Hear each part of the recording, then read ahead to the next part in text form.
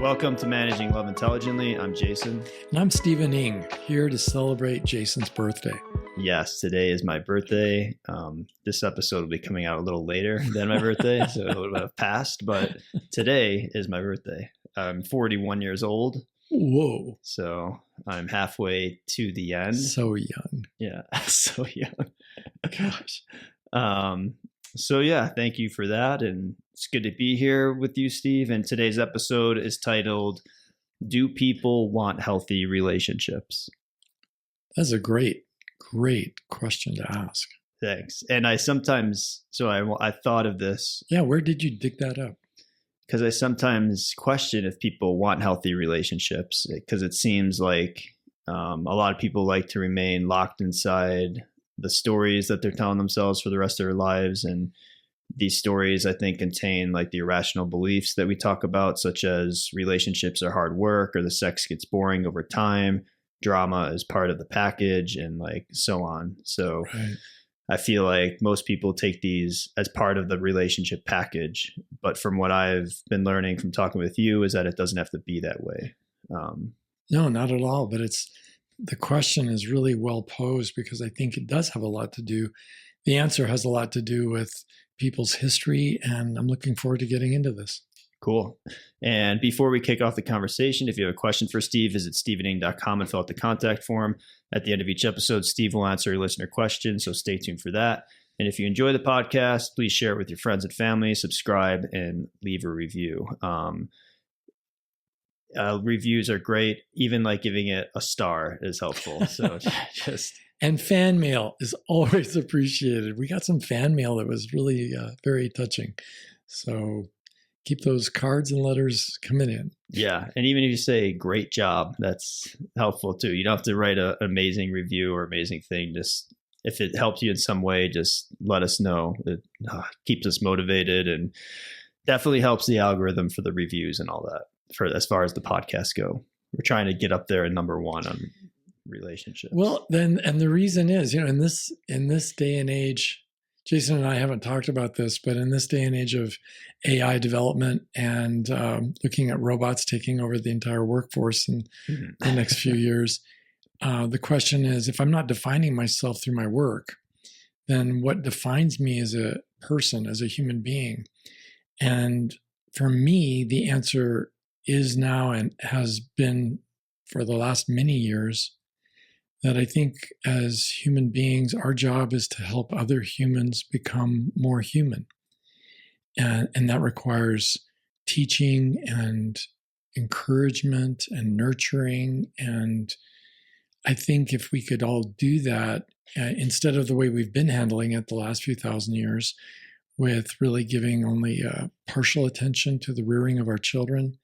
I mean, it's not like we've always been there and done all things right. And I mean, the world could be in a remarkably better place if we just helped humans become better humans. Yeah. And that's why we do this podcast. So it's exciting to be doing this right now with that in mind. Yeah, definitely. So what do you think? I mean, as far as that goes, like, do you think people want healthy relationships? I think for me, like, I have some friends who I would say they do not want healthy relationships. And what's your take on them? I mean, why? What is it that keeps them from wanting that? So I have one friend who's in a relationship with a woman who is physically and emotionally abusive towards him, and ouch. But the sex is great, or so he says. And he's sometimes, when he's allowed to take the ball gag out of his mouth. Yes, when he's allowed to do that. And it seems like he'll just say, it's love, crazy love, that sort of thing. And he just doesn't want to. I think it stems from probably his childhood and his family life and that sort of thing. And he did start going to therapy, but I just don't know if he wants to fully. He also says he likes the drama. Like some people, like he says that, and I think people do say that sometimes, where they need a little bit of crazy in their relationship because otherwise they'll be too bored or whatever like that. So then that sound you hear is me nodding my head. Yeah. Yes, I do agree with that. A lot of people feel that way.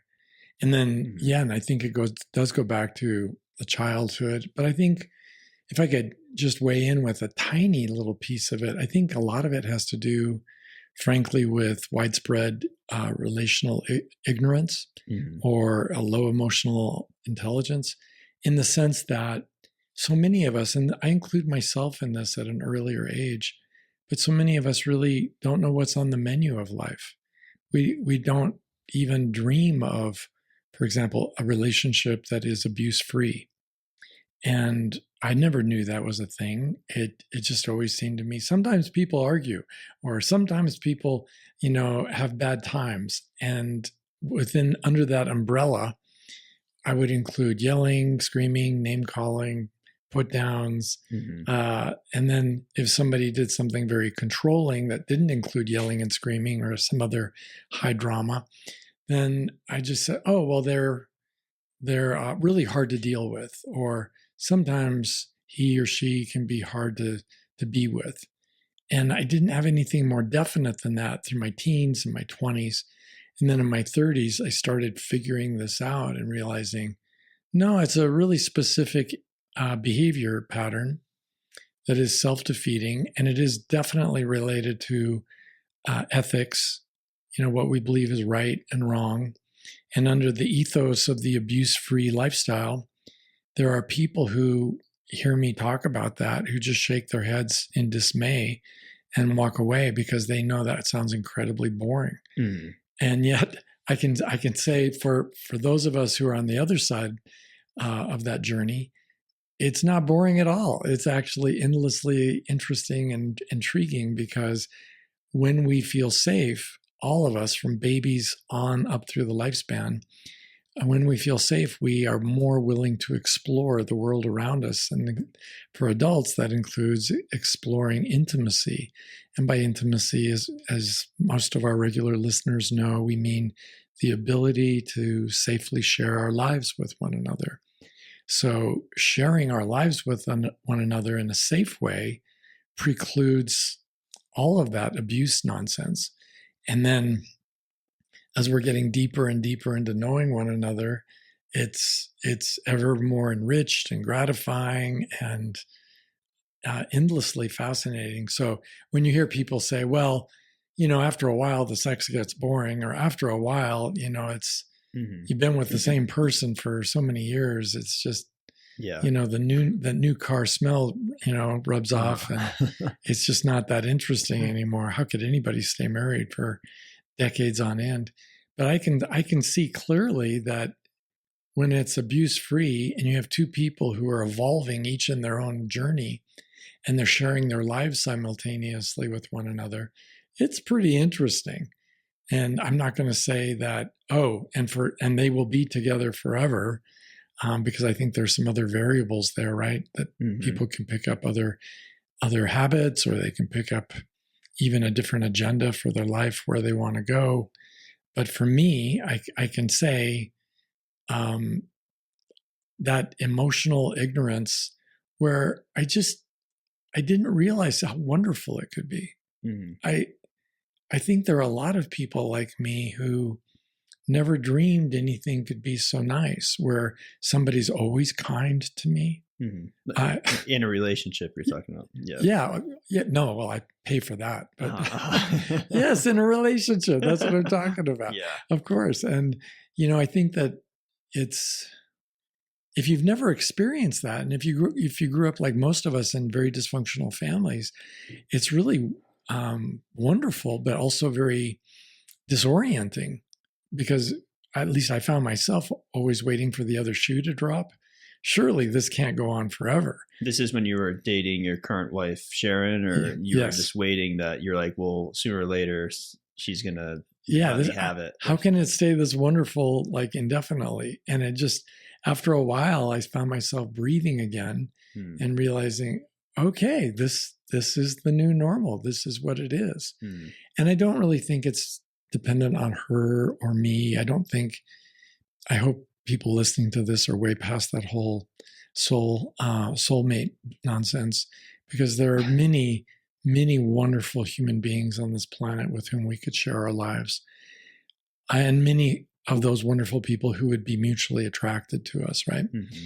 But to to never have experienced something like an abiding love, where somebody doesn't pull back their love. I used to love you, I don't anymore. Yeah. That for somebody who, I don't love you today. Yeah, No. right. Yeah.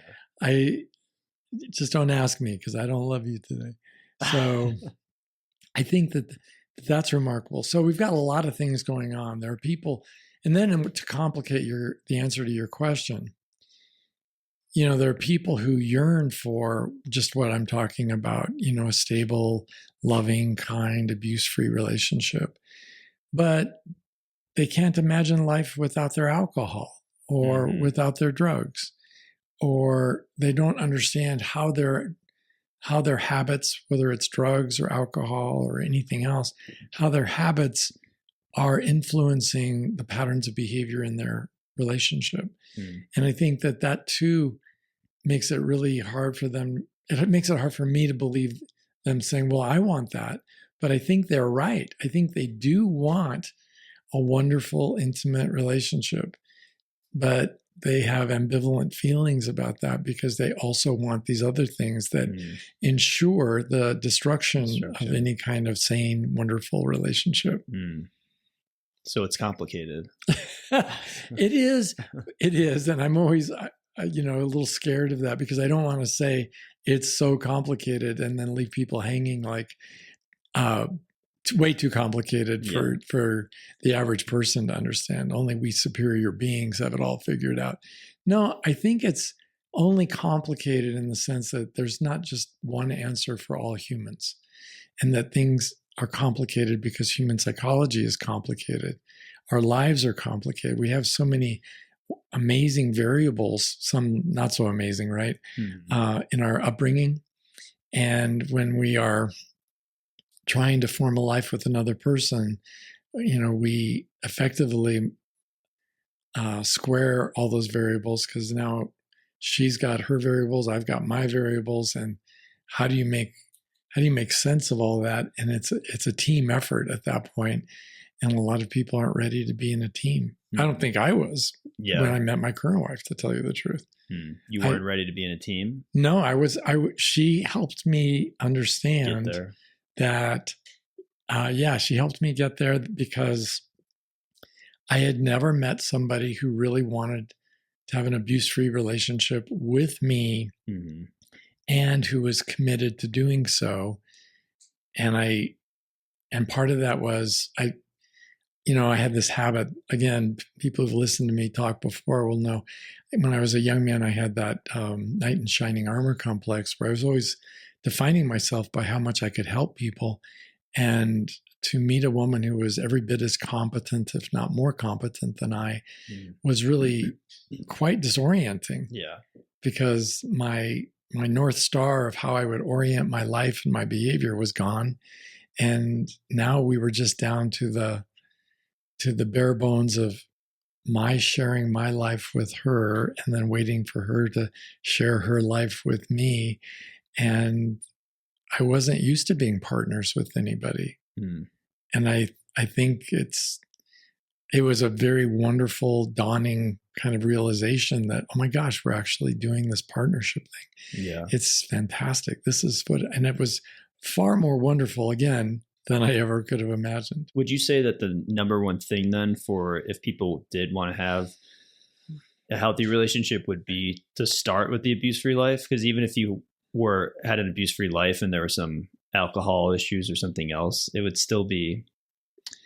That's an interesting question. Are you asking me to start with the abuse-free life even if I'm a drunk?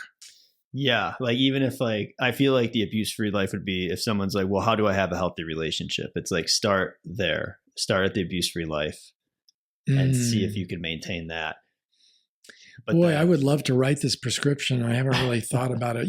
For somebody at random from the listening audience to ask me that question, I would have to say that relationships are actually very easy. The hard part is getting ready for a relationship.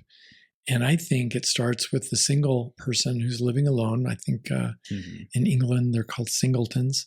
I think for a singleton to just realize, after taking a breath and looking around yourself, to realize your home is essentially an abuse-free place. Yeah. right Here now. it is. Mine. I'm like, Yeah, like you live in, your own there's place. a lot of abuse going on there. You piece of garbage. You suck. No, I'm joking. Sometimes there is, but it's getting less and less. I can't believe I did such a stupid thing. But that is interesting. This is the first time I've really been alone for myself. The longest time, it's been over a year and a half or so. And I think it's instrumental to kind of letting your mind feel what is it like to live without any abuse whatsoever. And I might be lonely, or maybe I miss, having a girlfriend or something, but there's this other thing, and the realization then dawns, oh, any person I invite in to share my life directly affects the quality of my life. It's either going up or down. Yeah. And since relationships are an elective procedure, why would I invite anybody or tolerate anybody who's going to drag the quality of my life down? That makes no sense. And when I say quality of life, I'm not talking about materialism or material things. Sorry, gold diggers. I'm actually just talking about, having a spiritually enriched, emotionally enriched, even aesthetically enriched life experience where it's just so much better than it was without my partner. Yeah. Well, I think I had a situation, my last relationship, where my ex stayed, and there were some things that weren't great, but I had all those ideas like, this is relationships. This is how they are. There's good days, there's bad days, there's highs, there's lows. Sex, good with the bad. Sex sometimes doesn't happen. Sometimes she does not want me to even touch her. I was like, this is normal stuff. This is like normal relationship. And I just let that be. But I also, why would you aspire to change that if that was how they are? That's how they are, because that's how I, learned it. But like you're saying, it's like now, especially for me, like I've had the time alone, and like you're saying, it is a peaceful, safe environment. You're free to be completely who you are in your own space.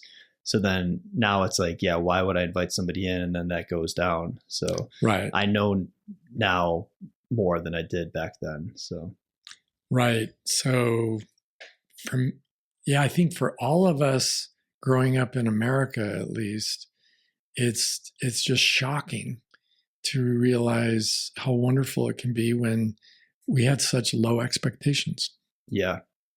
Well, that's the norm, I feel like. And I feel like you say too, I feel like one of the big things, relationships are an elective procedure, really rings true to me, because it's like, oh yeah, that's right. I don't have to be in this thing if it's not making me happy. But then people would say, well, happiness, you're too idealistic. I'm sure you've heard that before. Like people telling you you're trying to create something that is impossible for the masses. It's like, what do you, we're human, Steve, give us a break. If I talk about my feelings, I've been told I talk too much.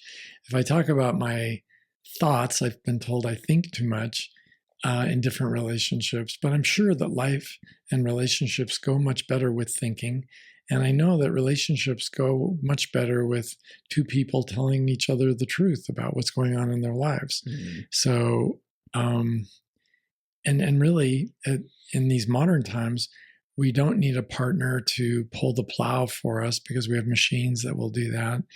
And when it comes to laundry and cooking, that's one internet search away from learning how to do it and being perfectly competent to live alone. The reason we have other people in our lives is because as a member of a social species, we each long for companionship at some point. I don't mean every day of every year of my life, but because sometimes we crave being alone. But we do ultimately, if we're normal human beings, we crave human companionship. Otherwise, we start talking to volleyballs on the beach. And I don't think that that's healthy for us. So, being able to share that companionship safely under one roof is kind of a no-brainer. It just seems like, well, yeah, of course you'd want to do that first. So then once I've realized who I am and what I'm looking for, hopefully after dating a lot of other people, you learn a little bit about what the world has to offer in terms of companionship and about what you need. And you've done all your systematic debriefings after every failed relationship attempt. And you start becoming a much better builder of relationships after that. Mm-hmm. And that's, I think the foundation then is, yes, absolutely, it's got to be abuse free. Yeah. I think that foundation is so important. It shows how the whole thing is going to go from there. So it's like if you build it with a faulty foundation, you're kind of screwed. And or it seems harder. It's like you build a building and it's like, oh, we forgot some kind of major thing that we needed to add. And then you try to add that like 5 years down the line, it seems a bit more. Oh, it's much harder. And I think that that's so very true for our listeners who are married and in an unhappy situation that they would really like to see improve, because it means renegotiating. And that can be challenging because there are people on this planet who enjoy having control over others. Mm. And that's just who they are today. Yeah. It doesn't mean that's who they'll always be, but when we confront one another and say, well, I'd really like to have a relationship based on equality where we're each of equal value, and I'd like it to be abuse free. What do you say? And some people say, well, that's just not possible. Other people say, sure, but they don't really have the mindset that that's an achievable goal. So it's like you said, it's so idealistic. It's really unachievable. But I know how flawed I am, and I'm thinking if I can have an abuse-free relationship for 30 years, pretty much anybody should be able to do that. It's not that hard to not treat people badly. But do you think? But people, I would say too, like if they're in a relationship or if they're in a marriage. You wrote one time in an article in Psychology Today that you need to kind of let that relationship die, or it has to go through some sort of death, and then there has to be some rebirth of this new marriage 2.0 or something like that, or relationship 2.0. So it's like there has to be some sort of ritual where you burn sage, or I don't know what you do. You're not into that, so maybe not particularly, but to me it's an exercise spiritually in humility to just accept that I thought I was right and I wasn't. I was wrong, and to realize, whatever I thought I had, I need to let go of that and to move on. But that's the hard part. I feel like that's the part that people hold on to because it's terrifying. I mean, I don't know, to admit that you're doing something wrong for maybe 20 years, 30 years, or whatever it may be. And then you're like, oh, now this Stephen Ean guy wants me to look at all this stuff that I've been doing and say that I'm wrong. And now, or that I've been doing it the wrong way. And then I have to kind of renegotiate. And I don't know, it's like those stories, like I mentioned in the beginning, they're so ingrained in your head. So every marriage and family therapist knows they're not supposed to give advice to their clients. They're supposed to help their clients see what it is they need and to be able to articulate where they need to go on their own. Yeah. And if you're really skilled, most of the time you can do that. But every once in a while you meet somebody who's getting abused, right? Mm-hmm. And where there's really no daylight possible in the foreseeable future. And every therapist I've ever known has had that experience where they've had to look at somebody privately outside of the couple therapy and admit, you need to get out of this relationship. Yeah. You need to get out right now. Uh-huh. And that's, not really considered good therapy. Mm-hmm. But it's certainly permission giving. And I think that is good therapy for the person who thinks, well, I can't leave. After all, I made a promise. Yeah. We are married. Promise. And I've had so many men in my office who are at the extreme ends of failure and pain who, when I tell them that, it's their attitude is really like some of the men on the Titanic. It's women and children to the lifeboats, and men have to go down with the ship. Yeah. And they do. It's not really fair for me to leave because she hasn't said she's over it. She hasn't said she's done with the relationship. I would be abandoning her. And I think, fortunately, a lot of women don't see things that way. So they set a lot of us men free, even against our will. But it's really such a gift, in the universe. If you think about it, when the relationship does fall apart, do you really want to be with somebody who's ambivalent about you? Somebody who really isn't crazy about you, who can take you or leave you, or who really doesn't even want to take you a little bit? They're just done. But that's the thing. It's like, you're like, well, the next one's gonna be the same thing, so might as well stay. Like, if you're in that mindset to where relationships, this is just what they are, the next one's gonna be the same thing because it's just, this is just what they are. Yeah. And so many it wasn't people... until I met you and started hearing this stuff because again, they don't teach it like we talk about all the time. No, and then it's like, it's not rocket science, like you're saying, as far as abuse-free life and things like that, but no one's saying it. And you just think, well, it's like my parents one time said, I was leaving jobs and I was like, I don't want to be here. They're like, well, every job's the same. You're always going to have a level of abuse. There's always going to be this. I'm like, I don't believe that. I had to say that. I was like, I don't believe that's true. I'm not going to believe that. But they believe that. So that was the advice they passed down to me. So then it's just like everything. There's always going to be problems. And it's like, I get it to an extent. I see why they say that. But sometimes I think there's just stuff wrapped up in that. Well, I know you do improv, and with improv or any other task, there's a time to persevere and to stay on it. But if I'm just relentlessly not happy, maybe it's time for me to pick up a new hobby or a new activity or a new relationship. And I think that's really the paradigm shift, I think, for the more modern generations, is that happiness is the foundation for deciding whether or not the relationship is working for you. Because if you're... Some people would be like, well, happiness, what's happiness? Yeah, really? Are you kidding? Your husband goes to work and he pays taxes. He's raising the kids with you. What else do you want? Yeah. Well, I want to be happy. Yeah. And the same things, speaking to a man, that it almost feels, I don't know, selfish. And I think sometimes almost superficial in the mind of the person considering this, when, their own happiness is really sort of last on the list, because a very dutiful person takes care of all their duties and obligations and responsibilities.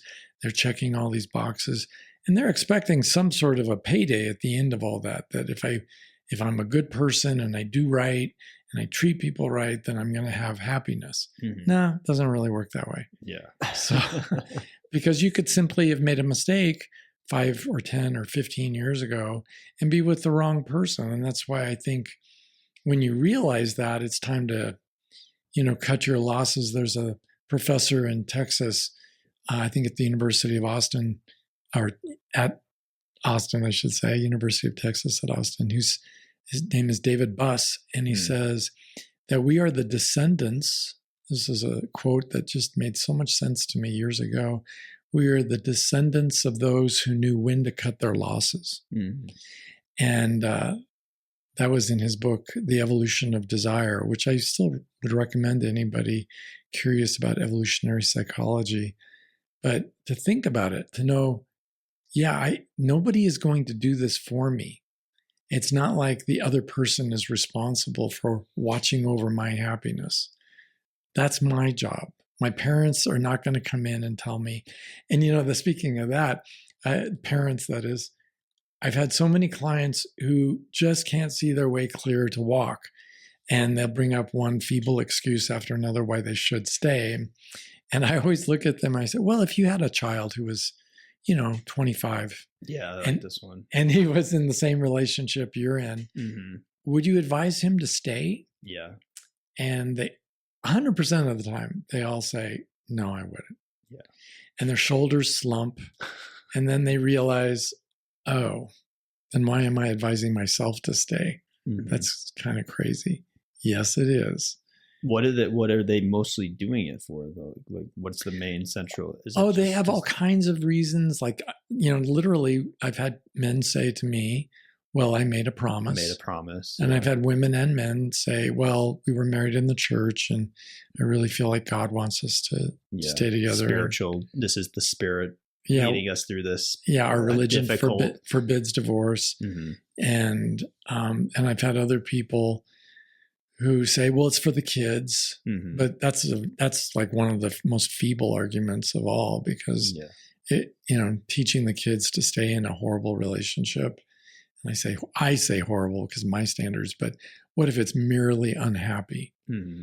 It's not horrible.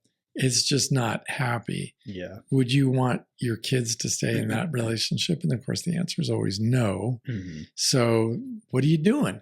Uh-huh. And to have at least one home be a happy home. If you, as a single man or woman, could have a happy home, I think your kids would probably love that. Yeah. And probably learn to manage their own lives better because of your example. Mm. So there are other reasons, where people get distracted by all the bright, shiny objects rolling across the floor in our lives, the new job, the new promotion, the things I can buy to try to fill that emptiness inside of me. What about like comfort? Like, well, we have a house together and we have this and that, and just be too much work to maybe split up. Yeah, the old, if you know the song, it's where the line, it's cheaper to keep her. I think there are women who think that way because so many women have pretty strong careers and they realize they're not with the right guy, but it sure would be a lot cheaper to stay in that marriage. Mm-hmm. It's just that, the old joke with divorce lawyers is, why is divorce so expensive? Well, because it's worth it. Yeah. And the reason it's worth it is you really get to have your life back. Yeah. And go forward. And I really advise people who are in their 60s and 70s the same way. If you're unhappy and you've been with someone for over 10 years, let's say it's been 30, 40 years, but you realize you've known for a long time even that it was the wrong person and you're not happy, you still have the rest of your life to be happy. Yeah. And if you have to trade in the equity on your house and split all the community property, even if you end up in a much smaller place, like a little condo that was a fraction of the price of your former home, wouldn't that be better if you're happy? I mean, it makes no sense to me that I would stay in But it's the starting. I think it's then people be like, well, then I got to start over, and then I got to go and date, and then it's like you could then tell yourselves, you could put a pile of stuff on top of that before you even make that decision, and then you're like, oh, it's too much work. It's too hard. Yeah, we often put the cart before the horse and take on the whole load of a future when actually, no, it's about solving one problem at a time. And of course, life, at any stage of life, we have problems. And so if I'm suddenly single at 50 or 60 or 70, but I have adequate housing and I have me, I have the pleasure of my own company, I have my books or my music or my pet or whatever else it is that gives my life meaning or pleasure and real fun. I still get to go for walks. I still get to sign up for classes and learn. Mm. So I don't have to start over. I get to start over. Mm. I get to take the Etch-a-Sketch and turn it upside down and then start over. And this time try to do it right. Yeah. And if I don't have somebody who's an applicant for that kind of long-term committed relationship, I get to date and meet people and enjoy that process. So it's not to me, it's really a delusion to think that it's horrible, that life without this unhappy relationship is somehow going to be horrible. I think that's really crazy thinking. Yeah. Well, I feel like I've been there before. I feel like I've been that person. But again, I think it stems from me not knowing what's on the menu, as you said, as a healthy relationship. So it's like, if I leave that, I would like I would think if I leave, it's just going to be, I'm going to have the same thing. So maybe that's a thing too that people, I mean, I'm going to be all alone and I'm going to be lonely and miserable. When well, actually, even like my next relationship's going to have the same problems, sort of like saying that, because it's like, well, I don't know. Well, and that is true. Your next relationship is going to have the same problems if you haven't changed at all. Well, and that's, I may not, if I didn't quit my job, do what I did, meet you, I could have maybe went down the same trajectory, even though I was doing research. But then it's like, by knowing the things, and now I know, like, okay, if the relationship isn't awesome, or it's like, it should be awesome. It's like that alone is huge. Yes. Because I never believed that before. Well, you know, I think I've used this example a long time ago, but I knew a woman who had 7 husbands, and she was just so bitter against men, so angry, men. And it turned out, as I got to know her, that all of her husbands had been alcoholics. Yeah. Well, I mean, I had to look at her and say, well, who picked them all out? Mm-hmm. And that's on you. And if you could stop dating alcoholics, and just that alone would probably vastly improve your life. And to take a look at, why am I dating only alcoholics? That too could bear a lot of fruit in terms of personal growth. So, you know, I think Auntie Mame had that line that life is a buffet, and that she refused to feel sorry for the poor son of a bitch who starved himself to death. And I think that makes a lot of sense, that if you're unhappy, your feelings matter, and they're trying to tell you something. The data points of misery, unhappiness, loneliness, anger, resentment, disillusion, all of those data points tell you something about how you're living your life. Get out while there's time. What do you think about the idea of like what you're offering to people as far as like this relationship technology, and like that it allows you to have kind of the most high powered relationship possible? And like sometimes people are afraid of power. Do you think that that's a thing? Like people are terrified of how good it can be? That's, you know, you have a knack for asking me questions I've never pondered before. And I think people are afraid of happiness because it is, frankly, the unknown territory for them. It's like going to a strange and exotic land that may be wonderful, but I don't know any of the rules, and maybe I'm not good enough to be there. Maybe nobody there will like me. And to just be around happy people who are happily married, you know, if you've never been there, that's really weird and scary. So it does make sense to me. You know, I think change is scary for most of us. But what I think about when I think about this kind of relationship technology is that we as a social species should be masters of having great and happy relationships. It's our birthright. You know, it's part of what being a human being is all about. But we tend to not be successful. And I think that's simply because we're really not considering it as a subject worthy of mastery. And I don't think it's a terribly difficult subject. It's certainly not as hard as calculus or even trigonometry or physics. It's a lot easier, you know. And I think but people treat romance, love, and relationship as if it were a matter of luck in a casino, where you just walk in and you put a bet down on black 31 or red 32 or whatever the numbers are and the colors are. It's just, it makes no sense to think of it as a matter of luck when you have so much control over learning to be comfortable in your own skin and to have a great life that in itself attracts other people who enjoy being around happy people who are really living the good life. And that raises the quality of the applicants for that leading role in your life in that future romance. And I think you've experienced that. You've shared a little bit in these podcasts about, your dating life and how it's Mm-hmm. going, and the quality of as you evolve, the quality of the women you date also evolves. Yeah. And I found the same thing to be true Mm-hmm. with me when I was stuck in the knight in shining armor modality. I just kept looking for women who needed help, Mm-hmm. and that's all I found. Yeah. But once I realized, no, I'm really looking for someone who's more what we would call an adult on the inside, Mm-hmm. not just with the, the beautiful headlamps and all the other accoutrements of, being an adult woman, but really, is she an adult on the inside? Is her heart the heart of an adult person? And when I started doing that, wow, it was amazing.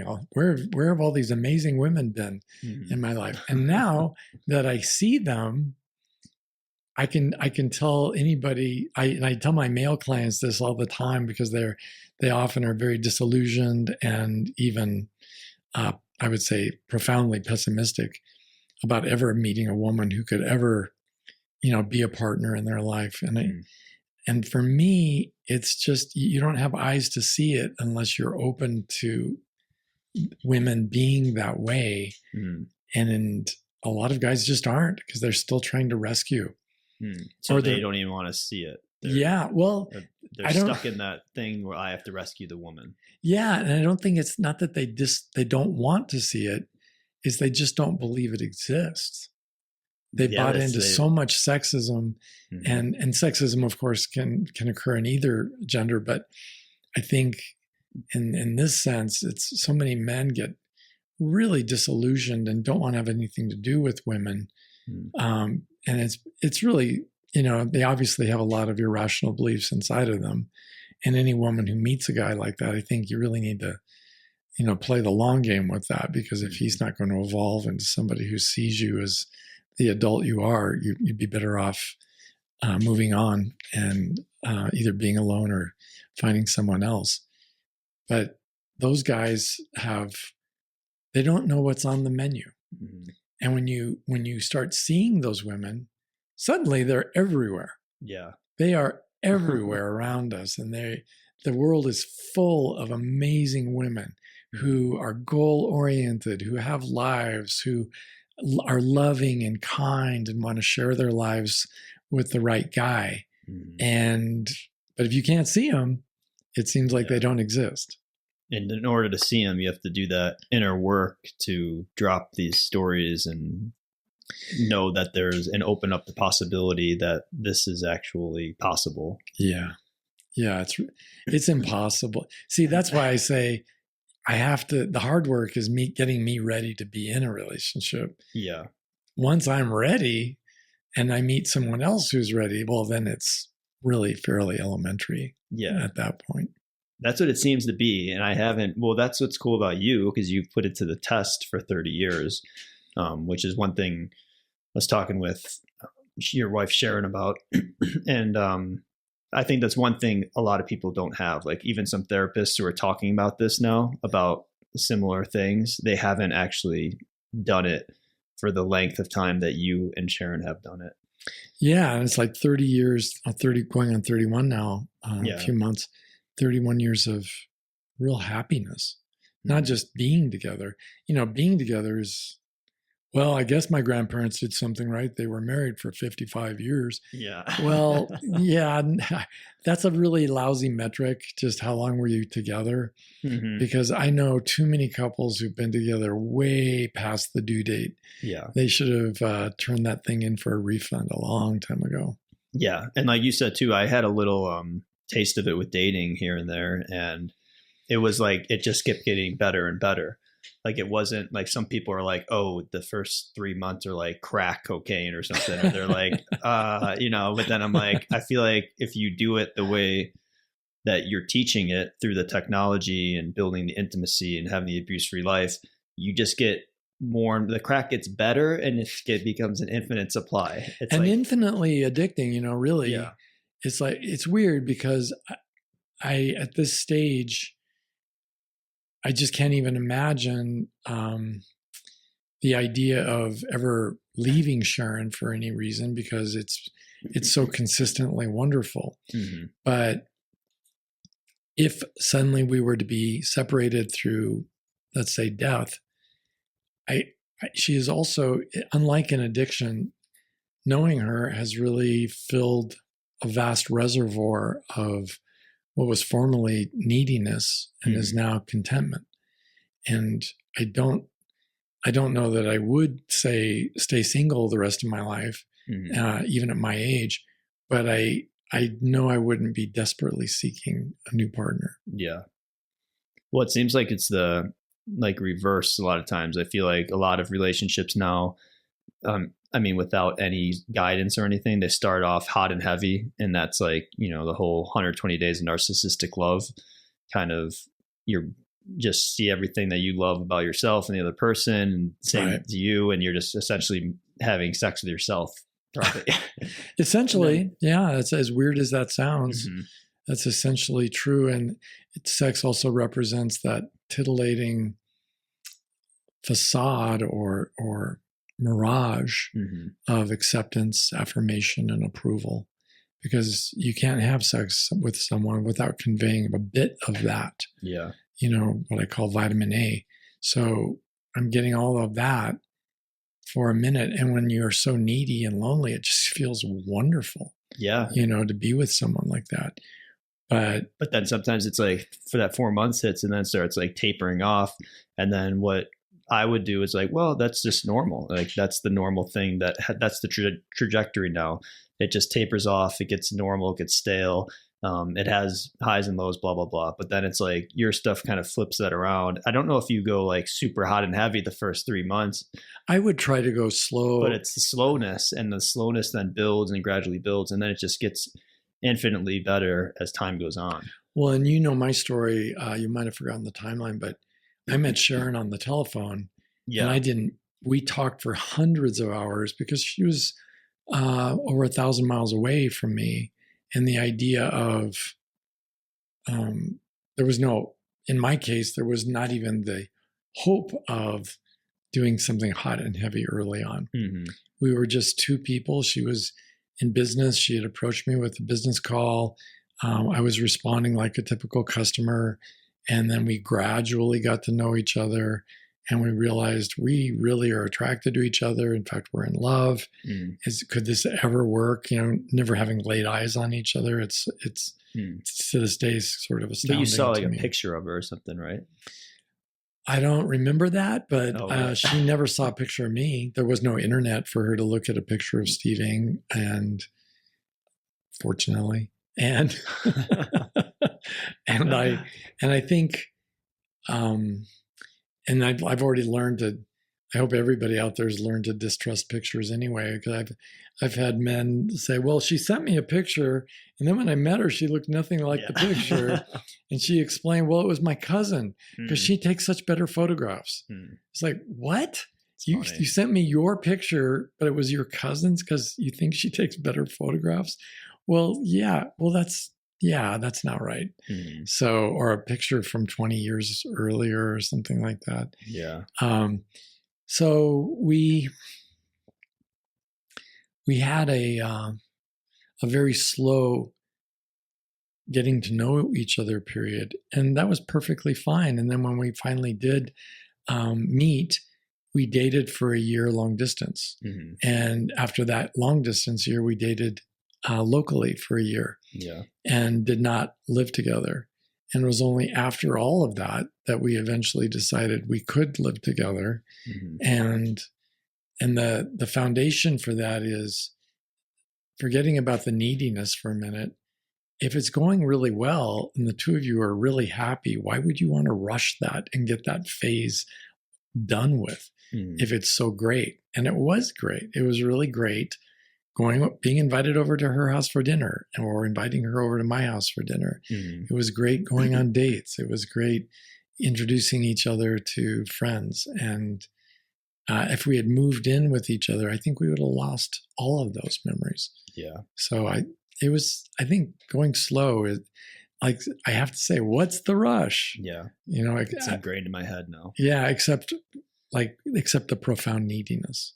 Well, that's the thing. And I think that, to wrap it up here, it's like, that's for me now, it's like I feel like you have to go through a process of sitting with yourself and working through that and really deciding, like, do you want this kind of relationship? Or like you always say, it's not about finding a girlfriend or boyfriend. It's about finding the right girlfriend or boyfriend. So if you do really want to find the right girlfriend or boyfriend, you just have to be like, it may take time. It may happen for me. It may not happen for me, but I know everything that I need to do, and I'm well equipped, and I feel more equipped than ever to build something that can sustain and last like that. But yeah, that's kind of like, I'm okay with that. I think I've become okay with that. Yeah, I'm really glad for you too on that. I think what you've been doing is something I try to communicate to people, and that's developing a life worth living. And, you know, if you're doing that successfully, you're already happy. Mm-hmm. So you're already feeling pretty darn fulfilled. Yeah. So and that takes work too. It's not like, it's not easy to just sometimes to be like, I mean, it can be easy, but it's like, if you have mental problems like I do or whatever, and not, people have issues, but it's like, it takes some time to like work through, but just knowing like that you could be safe within yourself at your own place, and the idea that relationships can be awesome. The person could be crazy about you. You could be crazy about them, and you could live a happy relationship is something that I never thought possible. So, so I'm one of the people who does want a healthy relationship. And then it's just, but I think it takes some work to get there. Yes, I couldn't agree more. I think that's the mic drop right there. Cool. All right. Well, thank you all for listening. And to end, we have a listener question as always. So I'm going to get to that right now. So this question is, Dear Steve, my husband is a total adrenaline junkie. I'm not, and I have explained to him many times that the way he drives, he has a fast car, in parentheses, makes me very anxious. He says I'm controlling and uptight. I can't help feeling uncared for. Is his behavior abusive towards me, or am I being controlling when I beg him to not go over the speed limit? This makes me feel unloved. Am I being melodramatic? Please help clear up my confusion. Yeah, there are two possibilities here, but they both end up in the same place, so it almost doesn't matter. The first would be, yeah, if he's an adrenaline junkie and you don't feel safe with the way he drives, then, you know, safety is my very first sexual need. And I realize they're not probably having sex as he's careening down the highway at 90 miles an hour, but he and she are in a relationship that is a sexual relationship. That's what matrimony is.